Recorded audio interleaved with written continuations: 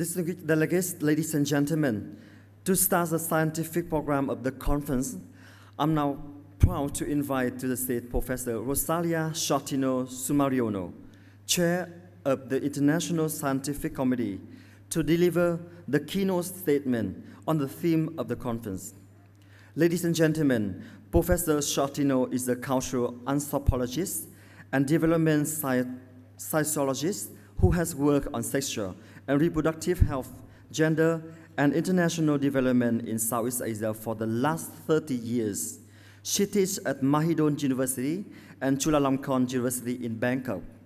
She is also director of Sea Junction, a public venue in Southeast Asia. Previously, she was the regional director for East and Southeast Asia for the International Development Research Center, IDRC, senior advisor in health for ASEAN in Indonesia, regional director for Asia for the Rockefeller Foundation in Bangkok, and program officer in gender and reproductive health for the Ford Foundation in Indonesia and the Philippines. On the 25th November this year, she has awarded the medals of the Vietnam Academy of Social Sciences for her contribution to social sciences in Vietnam and the region. Please welcome Professor Dr. Rosalia Shortino Sumariono.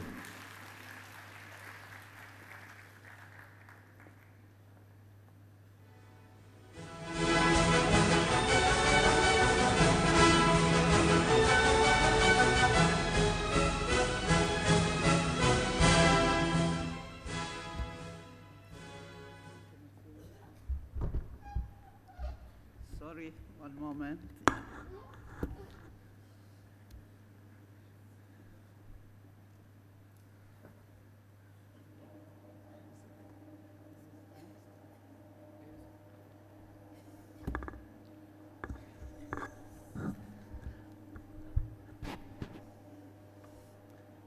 So thank you for your patience. We are going to start in a few moments when everything is set. In the meantime, let me thank everybody who has contributed to this conference. As the chair of the International Steering Committee, it's been a great honor to work with Professor Le Phu Anh and all the other members of the International Steering Committee from various countries with different backgrounds.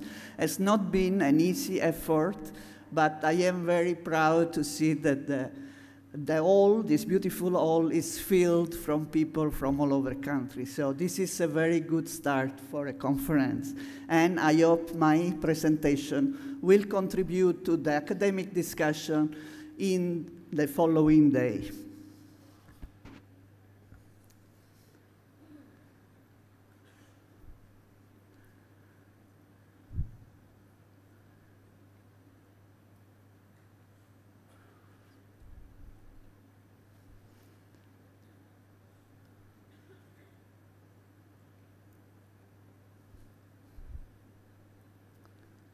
Oops. Okay, it's coming. So you will see my presentation is focusing on just sexual and reproductive health, especially in the context of Southeast Asia.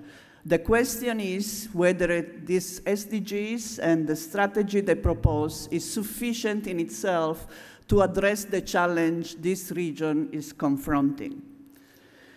This was,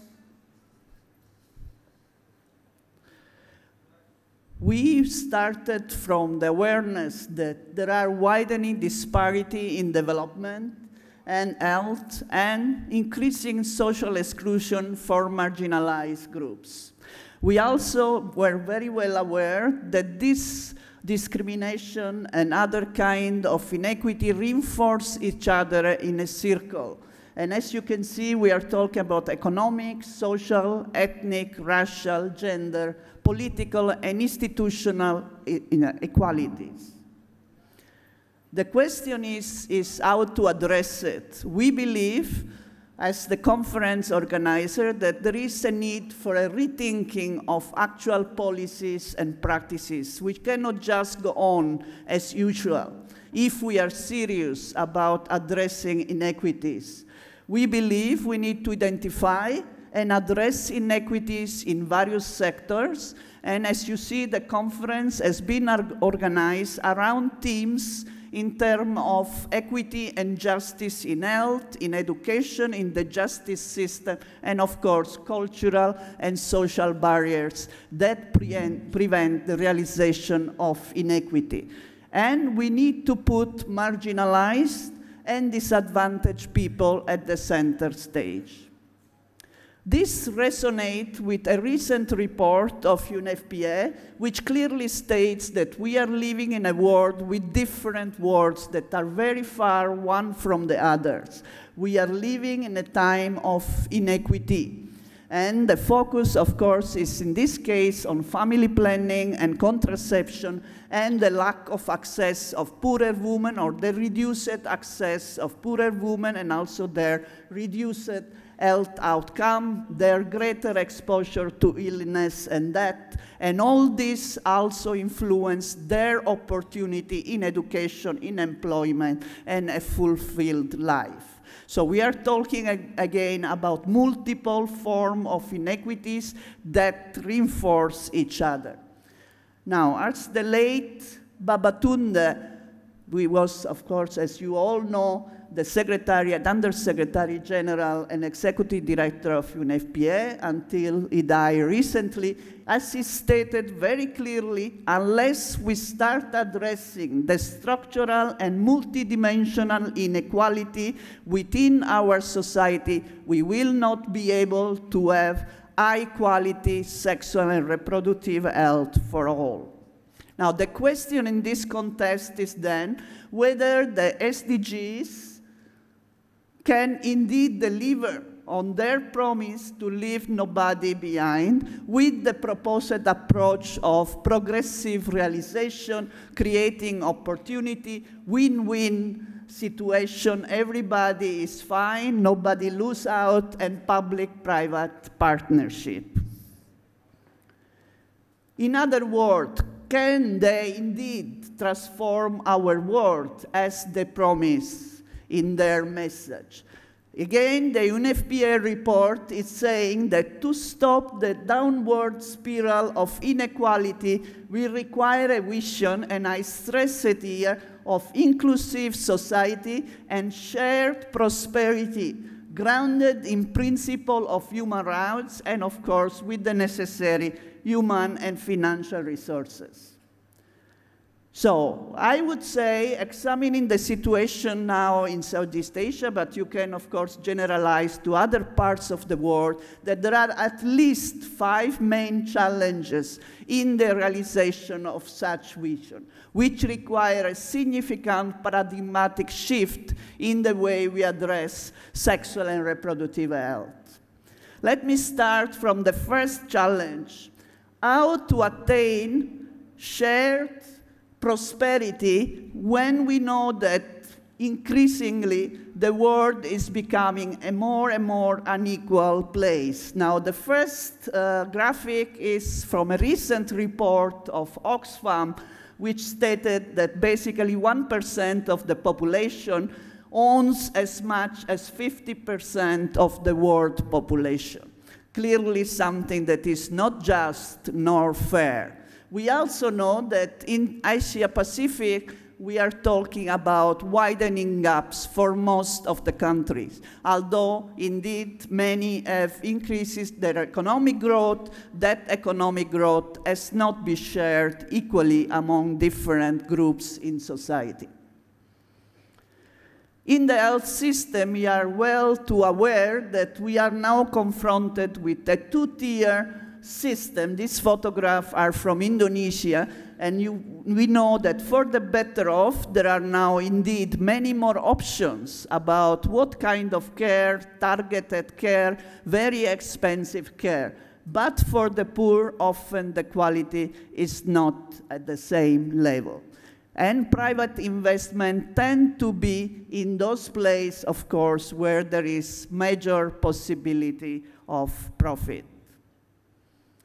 So I am suggesting that even if we are uncomfortable, it's time to shift from a paradigm of creating opportunity, expanding access, to a paradigm that starts to address seriously issue of redistribution. Now that, of course, is not only very comfortable, may not be a win-win situation, but we know how to do it. There are issues of progressive taxes, there are issues of communication of healthcare, which can be revised. There are major emphasis on prevention and promotion and primary health care, and of course, universal coverage, if done indeed with no double standards. We also know that we can address some of the issues related to big pharma, which made the price of health services extremely addressed. Now, there is a tension here between public-private partnership and, of course, corporate interests, but I can sure we can think about that. Now, the second challenge, of course, is also when we talk about shared prosperity, how come that more than 50% of the population is still considered a vulnerable group among many other vulnerable groups? So the second challenge for us all is how to attain shared prosperity in the face of persistent patriarchy. We are not done with gender. This is my very clear message, because unfortunately, like also this conference reflects, there are less and less papers on women empowerment, gender equity in sexual and reproductive health.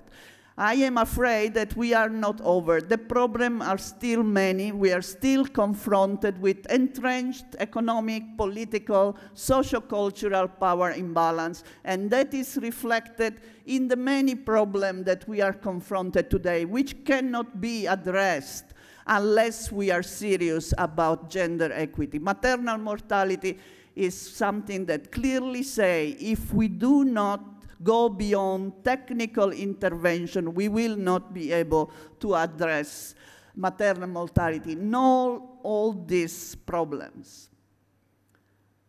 And here is what I am proposing, is indeed a shift from a technical to an empowering approach. I am not saying, of course, to do away with the technical. That would be foolish. But the technical cannot go alone. And the SDG recognize very well that, again, appropriate care is the status of women is linked to the issue of public policy related to gender equity.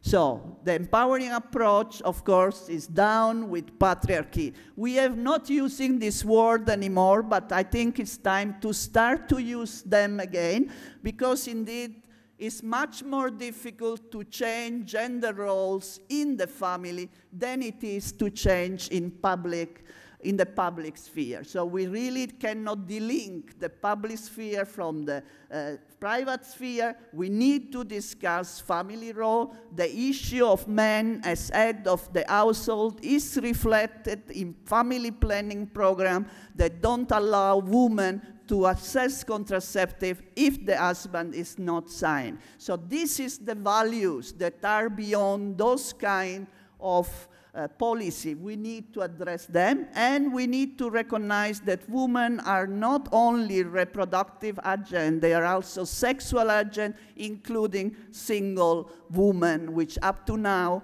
are excluded from many sexual and reproductive health programs.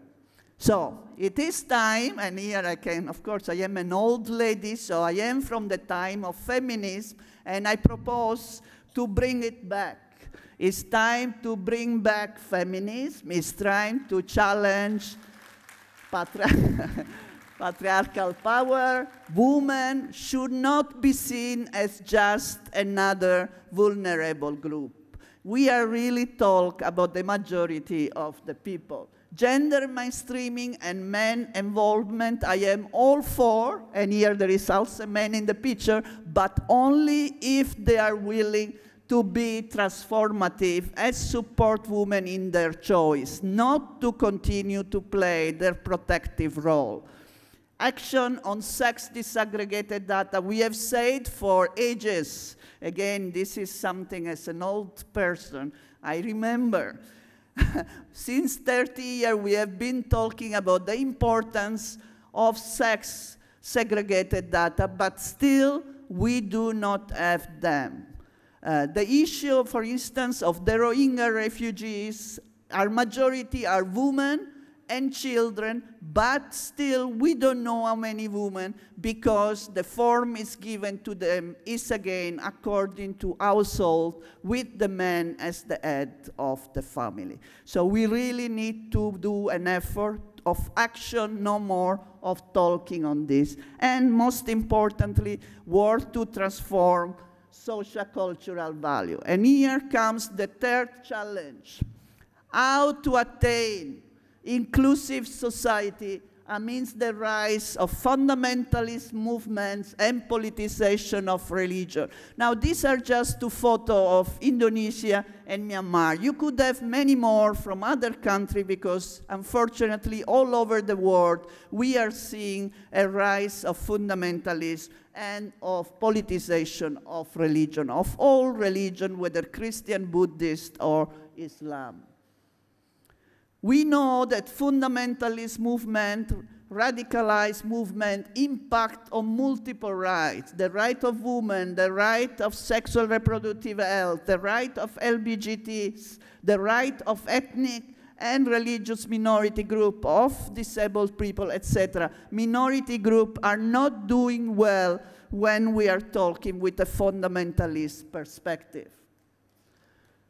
So, again, we need to shift from being silent to being vocal. We need to take a stand. I don't think we can afford anymore to just stay silent and hope that it will pass, because this has proven that the space we have given has been taken very strategically by this group.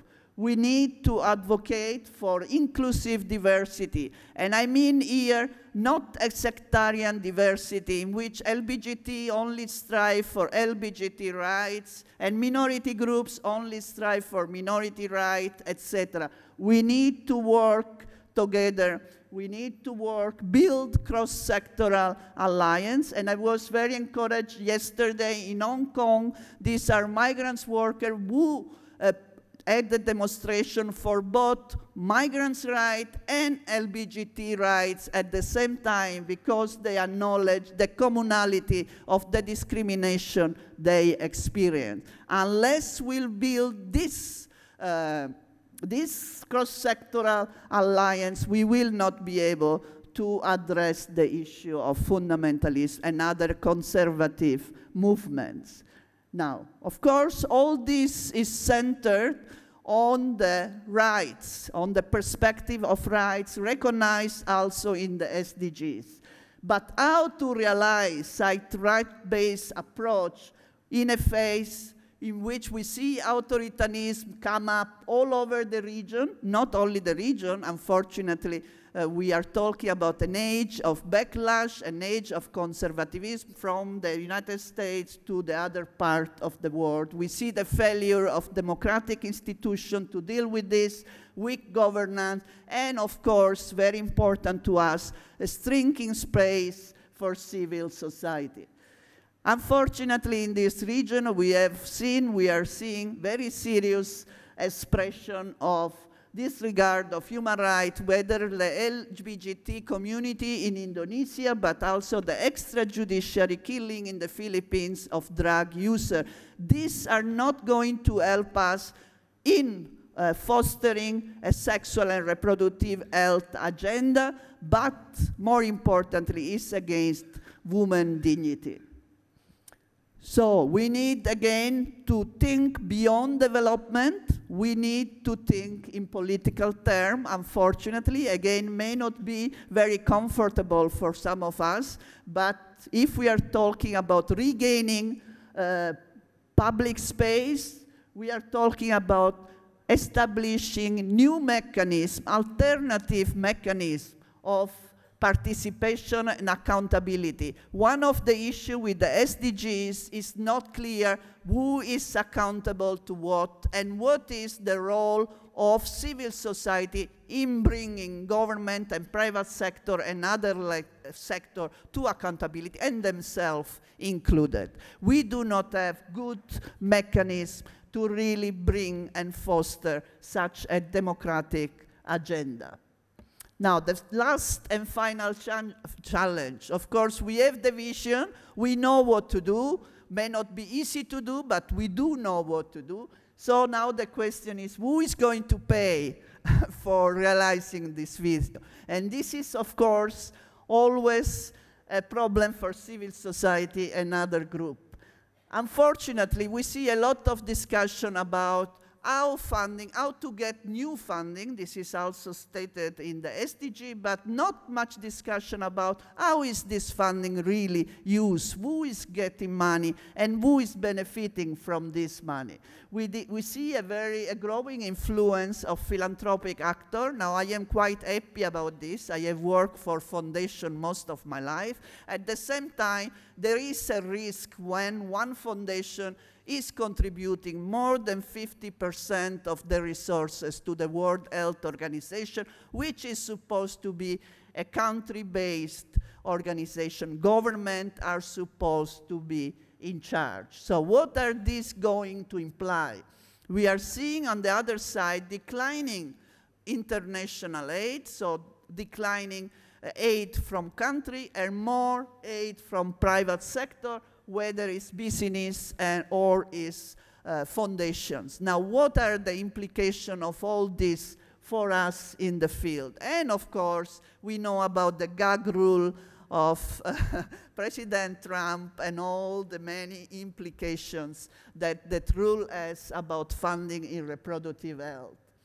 So, in short, we could say all this is having a negative impact on sexual and reproductive health.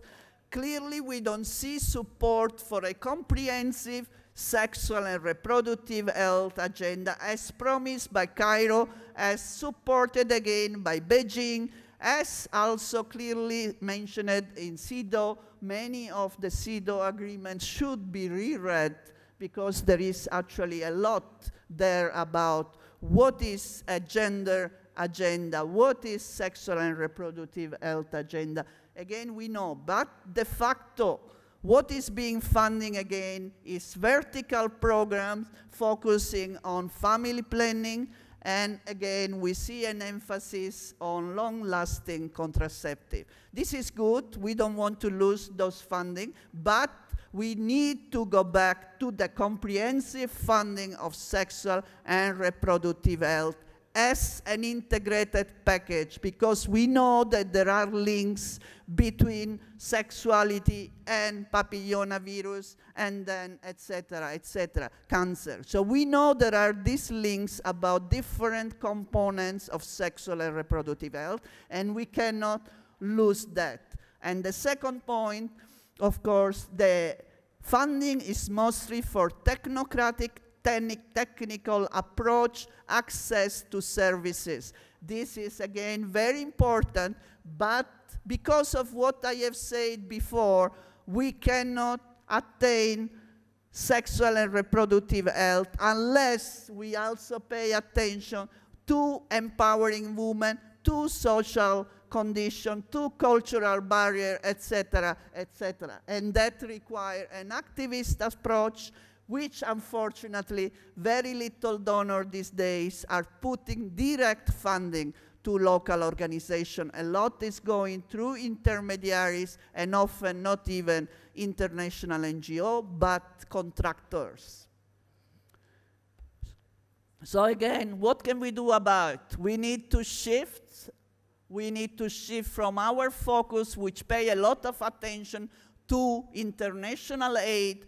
Now our public scrutiny should go towards private sources, whether foundation or corporate donor, because that is the trend in funding of sexual reproductive health. We need to monitor how these streams, which are not as visible, because governments at least are accountable to the citizen of their country, so a lot of information is public. This is not the same for private sources.